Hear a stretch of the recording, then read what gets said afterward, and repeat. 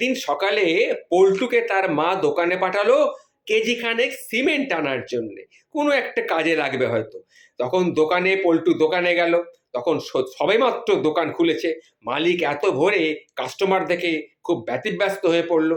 কর্মচারীকে বলল, ওরে স্যারকে বসতে দে রে, বসতে দে, চা নিয়ে আয়।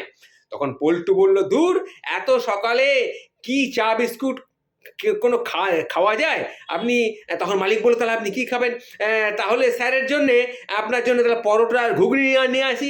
Yes sir. এই যা তো যা, পরোটা আর ঘুগনি নিয়ে আয় স্যারের জন্যে। তা স্যার, আপনার কয় ব্যাগ সিমেন্ট লাগবে? বলতু তখন পরোটা আর ঘুগনি খাচ্ছে, খেতে খেতে বলল, দূর, পরোটা খাইতে তো আসি নাই, সাত সকালে ভাত ছাড়া আমি অন্য কিছু খাই না, নাকি অন্য দোকানে যাবো? তখন মালিক নিরুপায় হয়ে বলল, স্যার এবার বলেন না স্যার, কয় ব্যাগ সিমেন্ট লাগবে আপনার? এত কিছু খাওয়ার পর একটা কোক খেলে মন্দ হতো না। তখন নিরুপায় হয়ে বললেন, ওরে সাহেবের জন্য একটা কোক এ নিয়ে আয়। কোকটাও এলো। খাওয়ার পর তখন মালিক বলছে, স্যার এইবার বলেন স্যার, কয় ব্যাগ সিমেন্ট লাগবে?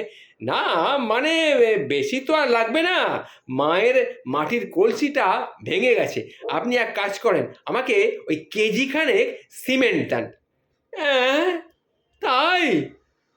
ওরে দে, স্যারকে কেজি খানেক 1 কেজি সিমেন্ট মেপে দিয়ে দে।